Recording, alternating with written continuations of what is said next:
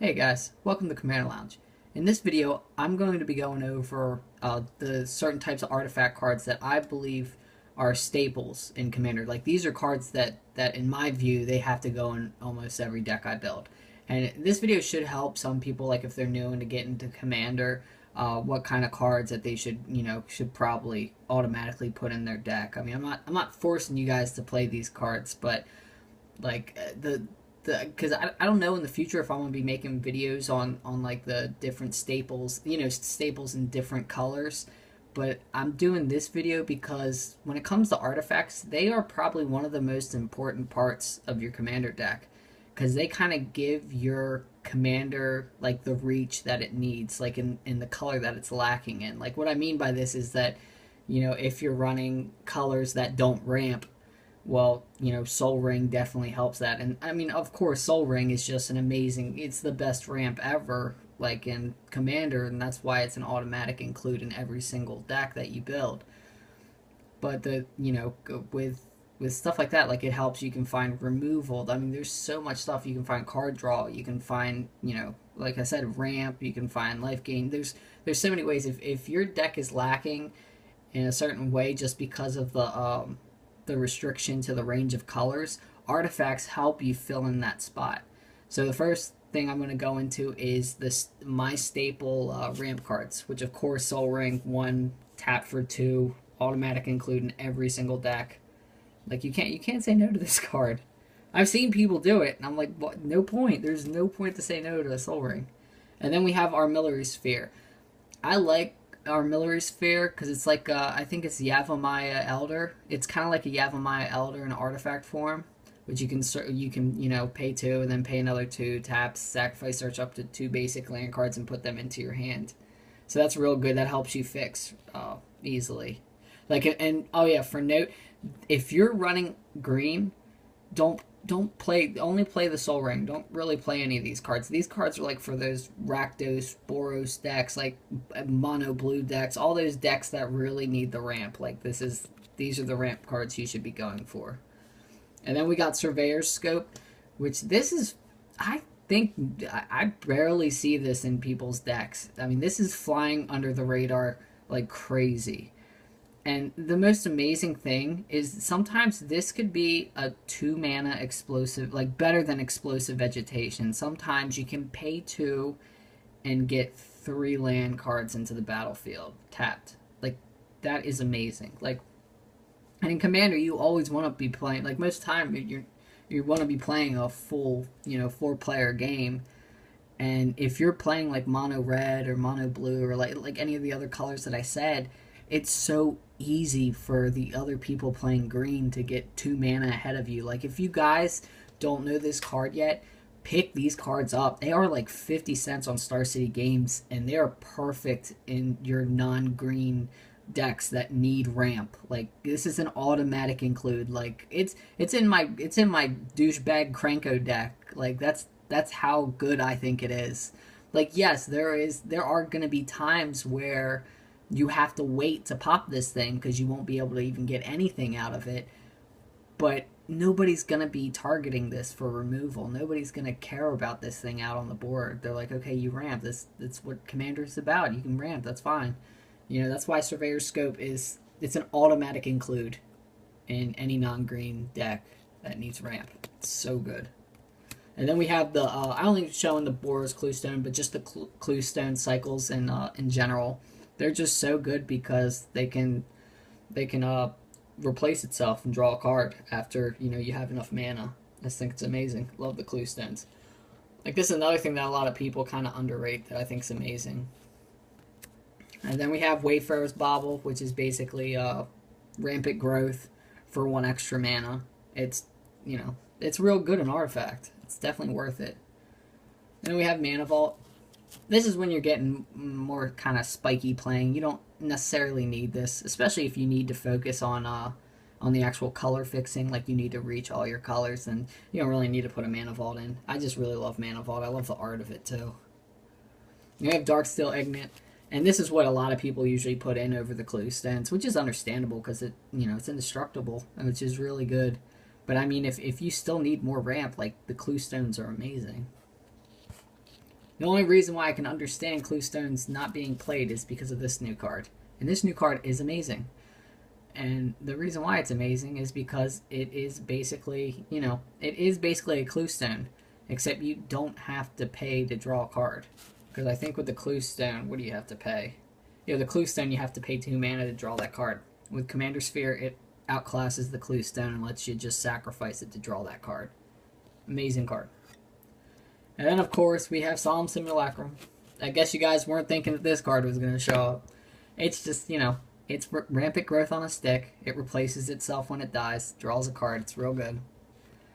And this may be another card you guys might not have thought of. But it is absolutely amazing. Like, this card, automatic include any non-green deck also. 3 mana for a 2/2. And you pay 3, sacrifice Burnished Heart, and search up to 2 basic lands and put them on the battlefield tap. I thought this was crazy that they had an artifact creature with a explosive vegetation on a stick. Like, that's nuts. Like, a lot of people were excited about rares and stuff during this. I don't know if it was Theros or Journey. I don't know. I could be wrong. I don't even remember the other name. But this was the only card I was excited about in that set. Like, that says something. Like, that says how much of a Commander player I am, because this is a huge boost in Commander being able to ramp up 2 lands, especially in any non-green deck. This card can be an all-star. This card can keep you from really stalling out in a Commander game. Definitely pick these guys up now. And then we have Chromatic Lantern for any of you guys playing 5-color decks, or, even 3-color, it's good, and sometimes 2 if your general's real color-intensive. Chromatic Lantern is just awesome because it, pay 3, and you can tap for any color, but all your lands tap for any color also. It fixes you for the rest of the game, hopefully, if it sticks around. This is like the only kind of mana rock I ever see people blow up, and there's a good reason why you blow it up, though. Because having the perfect mana is real good. Alright, so now we go into my staple card advantage / card drawing card. And of course, the first one is Sensei's Divining Top. Sensei's Divining Top is the best, one of the best cards in Commander. It really is. Like, it's just you get so much value out of that card throughout the game, and people can't destroy it unless they split second it. It's so good. It's insane. It's like the card that should if I was to change any rule with tutoring, like, to suit my Commander games, it's instead of when you cast your tutor to search your library, instead of that you should be able to basically Sensei Divining Top. Like, this card's so good, though. It will definitely win you games just from setting up your deck so you always draw the gas you need. And then if you don't have Sensei's Divining Top, is Crystal Ball. Like, Crystal Ball is just it's a budget favorite for me. Like, I just think the card looks so cool, and I actually just picked up a foil I think it was 2 weeks ago when I drafted it, just because it just looks so good, and such a good card. It's only like a $2 foil, maybe 25 to 40 cent card.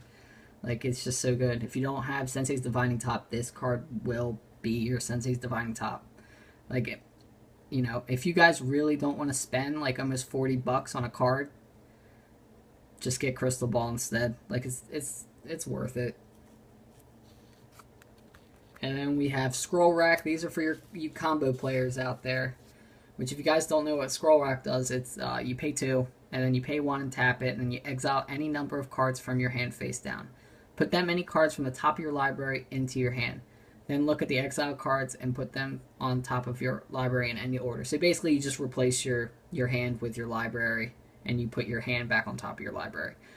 Your original, your starting hand. So this card's just real good. I wouldn't say put in all your decks, but this is in my Kranko deck. I think this should go in pretty much anybody's spiky deck. It essentially just, it gives you a whole new grip to work with. If you got garbage, man, just let it go. It's mainly a combo staple, though, if you're going the spiky route. Then we have Skull Clamp. Absolutely insane with tokens. Just insane in general in my eyes. Like, you put out something offensive that people have to answer quick, like something huge. You just put this on there, and it will pretty much guarantee you the 2 cards, because someone's going to have to get rid of it. You just hope that they don't exile, because they can get around with exile or, tuck, I guess. As long as it's not well, I mean, even with a general, you take it to command zone, so it doesn't matter. But yeah, Skull Clamp is just a good way to draw cards. And then we have Seer Sundial, which is real good. You pay 4. Whenever a land enters the battlefield, you can pay 2 to draw a card.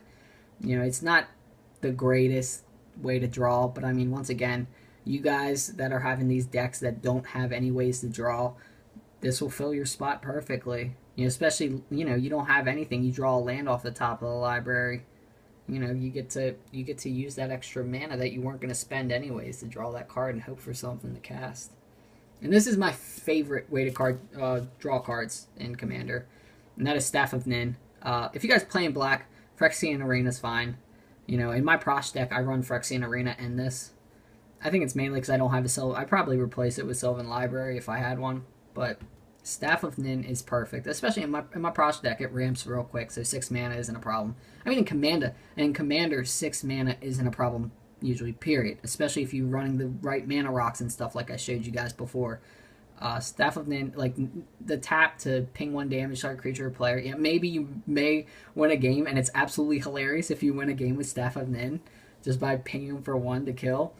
But yeah, at the beginning of your upkeep, drawing a card, it's such a good ability. Like it scales. It's not like Greater Good where you're sacrificing and you're getting all these cards right away. But I mean, if you put this out right on time, like it just the card advantage you get, it just stacks so well. Not many people are gonna worry about taking care of this. And then we just go into one of the creatures that is, I believe, an automatic include in every single deck. Every single deck needs a Wurmcoil Engine. And my main reason for it, I think, is the lifelink. I think the lifelink and the resiliency of the card itself. I mean, when I see this card, like, this is like one of my favorite cards ever. And it's because it is, like, in my eyes, it is the perfect broken card. Because it's 6 mana for a 6/6 artifact. Like, artifact, 6 mana, 6/6. That's nuts. And then you have all this other stuff. You don't get 6 for 6/6 in artifacts usually. And then you have all that.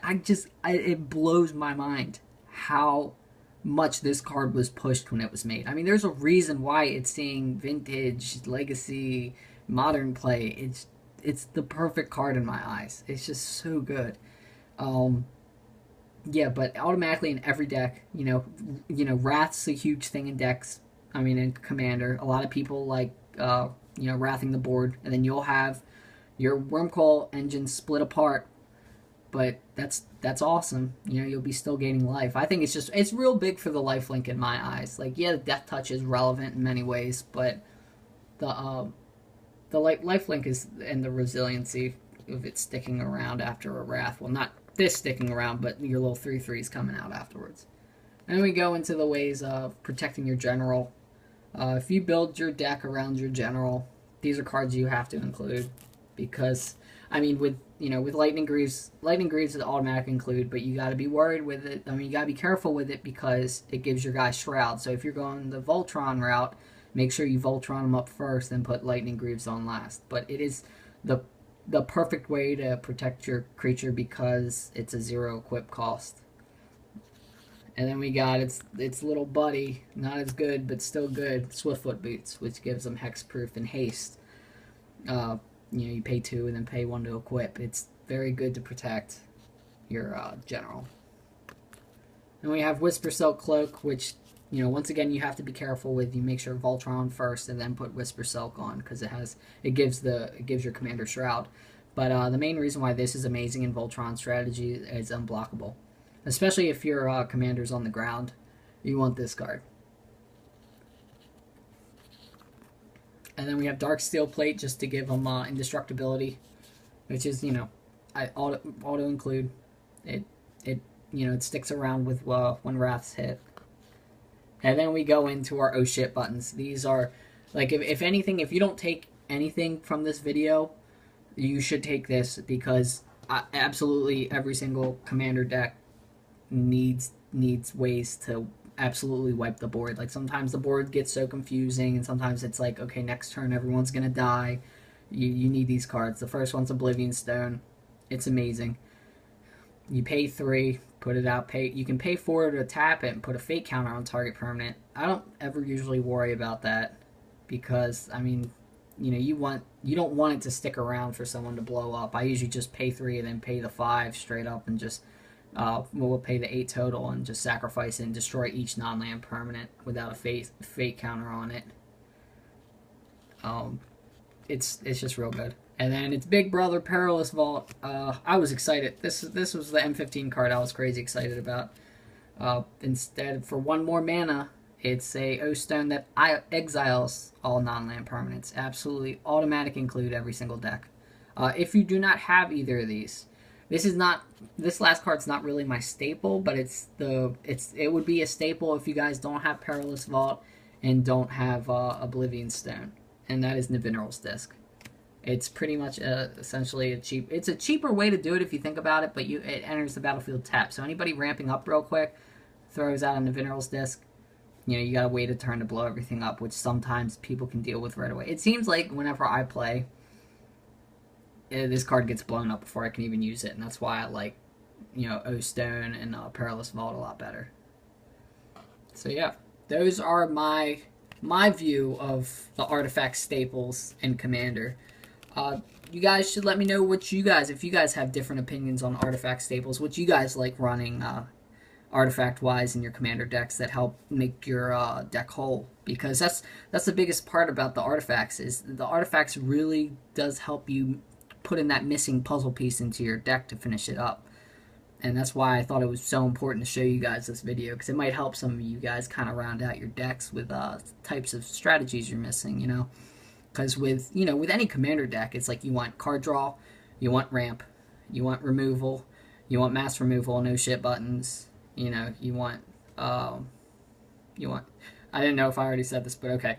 Ramp, card draw, removal, mass removal, oh shit buttons, protection for those Voltrons, or your control-y kind of ways of finishing out the game with Commander damage, and there's probably other stuff. I'm probably missing it right now. I'm a little out of it right now. But yeah, just let me know what you guys think. Let me know your guys' thoughts on your guys' staples. And like, favorite, and subscribe. And you guys have a good night. Take it easy. Well, have a good day if you're watching this during the daytime.